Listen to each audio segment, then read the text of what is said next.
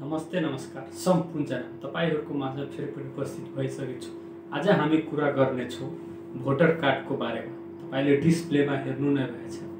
तपाईहरुले अझै पनि भोटर कार्ड बनाउनु भए छैन भने कृपया सम्पूर्ण जना भोटर कार्ड बनाइनु होला। सम्पूर्णलाई हार्दिक अनुरोध गर्दछु।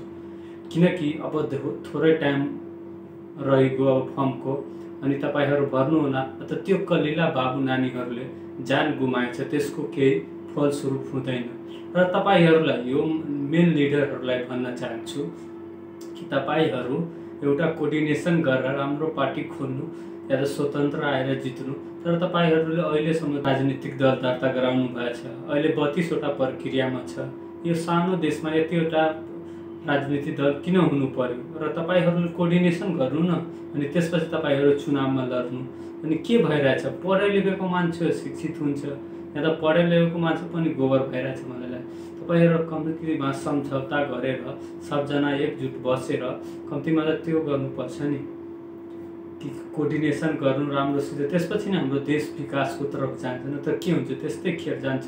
यो त्यो कालिला नानी बाबुहरुले जान गुमाएको त्यसको फलस्वरूप केही हामीहरु पाउँदैन। त्यतिकै जब कि पहिलाको प्रक्रिया जस्तै नै चुनाव हुन्छ भने हामीहरुसँग त्यति पैसा हुन्छ न के हुन्छ, हामीहरु फेरि हार्न जान्छौँ, तिनीहरु फेरि जितेर सरकार बनाइहाल्छ। अनि यतिको परिवर्तन किन हुन्थ्यो? किन कलिला बाबु नानीहरुलाई मर्नु पर्थ्यो या जान गुमाउनु पर्थ्यो? तपाईहरुले समझदारी र काम गर्नु अनि त्यसपछि मात्र परिवर्तन हुन्छ, न त केही हुँदैन। सम्पूर्ण जेन्जी युवा साथी, आमा दाजुभाइ तथा लगायत सम्पूर्ण जनामा आग्रह गर्दछु कि अब केही दिन मात्र टाइम रह्यो। तपाई भोटर कार्ड आइडी बनाइलिनु होला। तपाईहरुले अनलाइन फर्म भर्ने म निशुल्क फर्म भरिरहेको छु। अहिले धेरै फर्म भरिसकेको छु। अनि तपाईहरुले त्यस्तो हेल्प चाहियो भने मलाई सम्पर्क गर्नु। म तपाईलाई फर्म भरेर दिन्छु। अनि एउटा नागरिकता छ भने त्यसलाई त बायोमेट्रिक दिन जिल्ला प्रशासन कार्यालय प्रदेश निर्वाचन आयोगमा जानु नै पर्छ।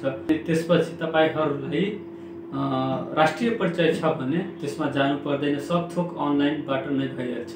त सम्पूर्ण युवा आमा बाबु दाइ दाजुभाइ सम्पूर्ण जनामा आग्रह गर्दछु यो कलिला बाबुहरु जानको खेर जानु भएन। सम्पूर्ण जना फर्म भर्नु होला। त्यसपछि मात्र हाम्रो देश परिवर्तन र विकासको तर्फ जान्छ। न त त्यस्तै फेरि भयो भने केही हामीहरुको प्रतिशोध फलस्वरूप केही हामीहरु खाली हातमा जान्छ। फेरि युवाहरु खाडी मुलुकमा जान्छ। धन्यवाद।